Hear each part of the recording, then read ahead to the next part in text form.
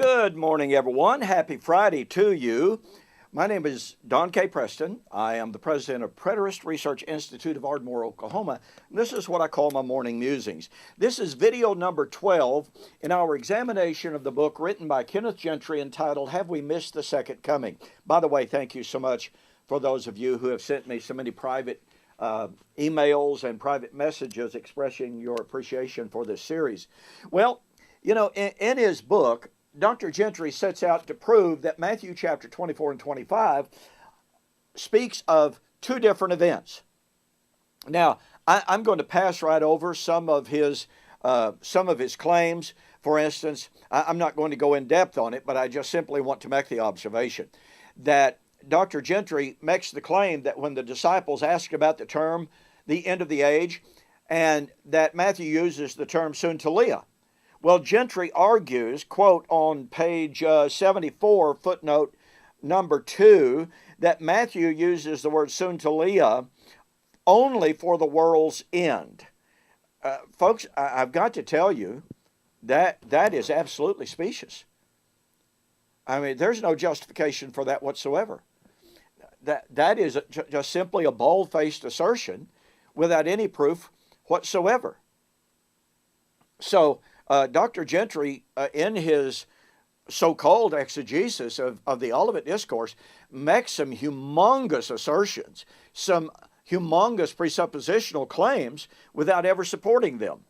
One of them is the focus of the video today. I want you to notice, and of course he continues claiming that the disciples were absolutely confused. They really believed that the fall of the temple would be the end of the physical world. And oh, by the way, he quotes Philo, who was a first century Jewish writer, somewhere around 50 AD. And he also quotes from the Sibylline oracles, both of which say that the temple was supposed to be eternal. And so Gentry's argument there is, well, Jesus' disciples believed that the temple would be eternal. Here is Jesus predicting the fall of the temple. Therefore, Jesus was predicting the end of time. Well, you know, that almost sounds plausible if it were not for the fact that Dr. Gentry is very selective in choosing his quotes here. He conveniently doesn't tell you or us that there was a very dominant strand of Jewish belief that said the Jewish temple would not enter the age to come, that the Old Covenant temple would in fact pass away, that there was not supposed to be, by the way, an end of human history. So when Dr. Gentry just simply quotes Philo and the Sibylline oracles and said, oh, well, see, they said the temple was going to be eternal. Oh, and that proves, therefore, the disciples must have had the end of human history in mind. No, that's a little bit too convenient. And it completely overlooks another very dominant strand of Jewish thinking in regard to the Old Covenant temple. Now, Dr. Gentry then sets forth to say that theologically there is a, quote, redemptive historical link does in fact connect AD 70 with the Second Advent. This could easily confuse the disciples. See, there's his basic assumption that the disciples were confused. That is, the AD 70 episode is an anticipatory foreshadowing of the larger event, the Second Advent. As D.A. Carson expresses it, the near event, the destruction of Jerusalem, serves as a symbol for the far event, i.e. the second coming. This is akin to there being several historical episodes of the day, singular, of the Lord in the Old Testament, unquote. So for Dr. Gentry,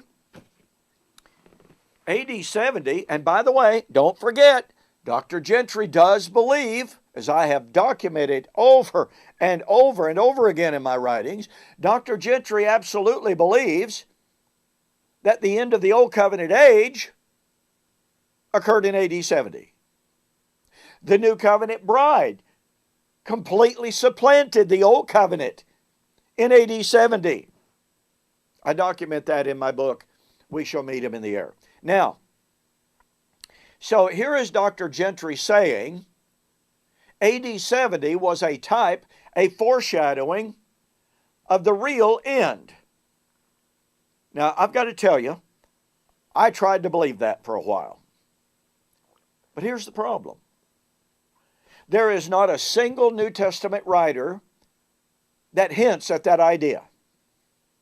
There is not a single New Testament writer that pointed to AD 70 and said, as it will be then, so shall it be at the end of the world. Not one. And you know, I wrote a book entitled AD 70, A Shadow of the Real End, ? And in that book, I adduce 10 extremely powerful points to prove that AD 70 was not a type, pardon me, or a shadow of anything.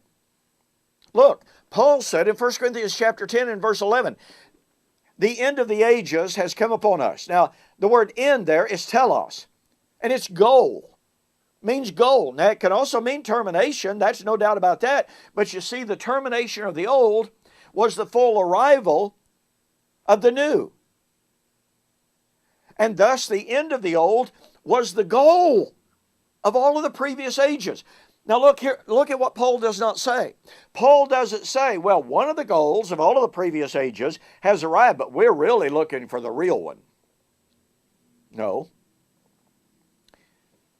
As Richard Hayes, as Davidson, as N.T. Wright, and as a host of scholars have pointed out, Paul was saying that the eschatological goal of all the previous ages had broken into that old covenant world. The age to come had broken into, quote, this age, unquote. And the age to come, folks, was the ultimate goal.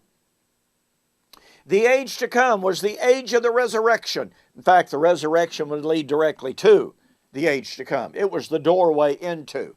And it was to serve as the ground for life in the age to come. And so for Paul to say that the end of the ages had arrived was not to say, boy, you know what's happening here is really cool, but it's not the real stuff. Paul is clear, he is emphatic, he is explicit that it was the old covenant that was a type and a shadow of the things of Christ. The things of Christ are not shadows of future things. The end of the old age was not a foreshadowing of the end of the endless Christian age. And you know the Bible is very emphatic that the Christian age, the new covenant age of Christ, has no end. Isn't it rather disingenuous to say that the end of the old covenant age foreshadowed the end of the endless age of Jesus Christ? Folks, that doesn't work. The only age that the Bible ever talks about ending is the old covenant age of Israel. The age of Christ has no end. Thus, when Kenneth Gentry, in his book, Have We Missed the Second Coming, when he talks about the end of the current age, when he talks about the end of the world, he is flying directly in the face of the explicit, emphatic, and repeated statements of the Bible that the new covenant of Jesus Christ, the new covenant age of Jesus Christ, has no end. Heaven and earth will pass away, Jesus said, referring to the old covenant age. My words will never pass away. And when we consider the full force of Jesus' emphatic words, it means that Kenneth Gentry's argument on Matthew chapter 24, that the disciples mistakenly confused the destruction of Jerusalem and the temple with the, quote, end of the Christian age, the end of the world, and that AD 70 was a type and a shadow of the greater, the fuller expression of the kingdom, Kenneth Gentry did in fact miss the second coming. because Christ's second appearing occurred within a very, very little while, according to the writer of Hebrews, writing in Hebrews chapter 10, verse 37. And from his standpoint then, it was to be, and it was, in a very, very little while, and without delay.